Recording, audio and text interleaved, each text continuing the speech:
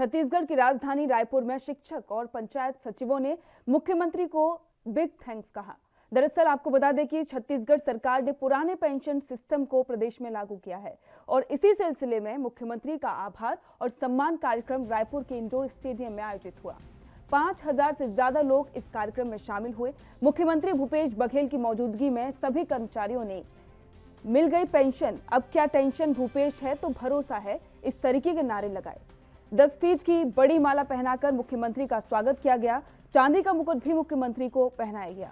कार्यक्रम में मुख्यमंत्री भूपेश बघेल ने कहा कि एक फैसले से जीवन किस तरह से बदलता है वो मुझे पुरानी पेंशन बहाली की घोषणा से देखने को मिल रहा है। पुरानी पेंशन बहाली से एक और जहां पर सेवानिवृत्ति के बाद शासकीय अधिकारियों कर्मचारियों का जीवन बिना किसी चिंता के बीतेगा, तो वहीं पर उनके परिवार को भी आर्थिक संबल मिलेगा।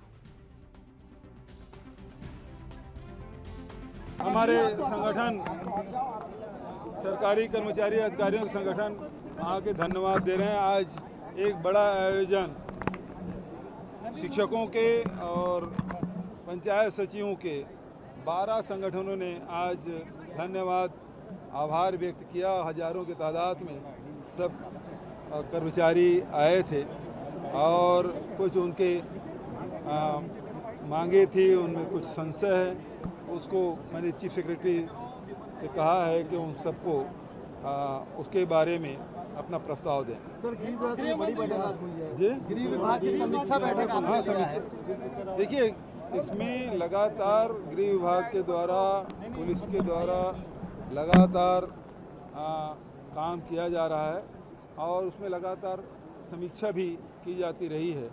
तो उसमें और चुस्त दुरुस्त करने के लिए, प्रभावी कदम उठाने के लिए मैंने निर्देश दिए। लगातार देखिए, छत्तीसगढ़ में तो बहुत कमी आ गई है, नहीं तो पिछले 15 साल में ऐसा कोई सत्र नहीं जाता था जिसमें स्थगन न लगे, ध्यानाकर्षण न लगे। और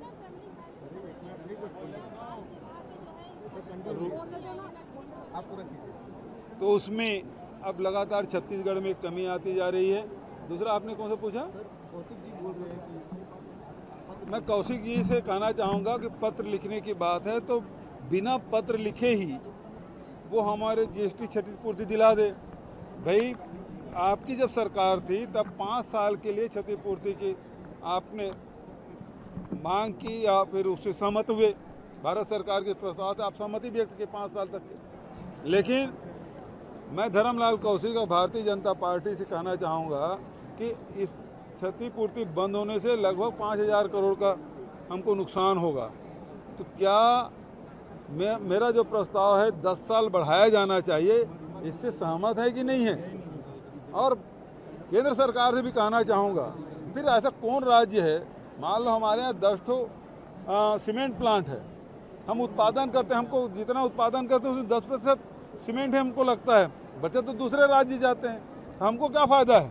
तो हमारे प्रदेश के लोग प्रदूषण झेले, हमारे जंगल कटे, हमारे लोग पुनर्वास के लिए बाध्य हो और लाभ दूसरे प्रदेश के लिए उठाएं। सबसे ज़्यादा पूरे देश में एक समय था कि छत्तीसगढ़ में सबसे ज़्यादा हमारे जवान शहीद होते थे और आम नागरिक की मौतें होती थी। लेकिन लगातार उस क्षेत्र में काम करने के कारण से हमारी जो नीति है, विश्वास, विकास और सुरक्षा, इस नीति से चलते हुए आज उसमें काफ़ी कमी आई है। तो हमारे ये भारत सरकार के गृह मंत्रालय के द्वारा भी इस प्रकार से जो रिपोर्ट आया है वो हमारे लिए संतोष का विषय है। जी, देखिए, मुख्य रूप से बात ये है कि केंद्र सरकार शौचालय की बात करती है।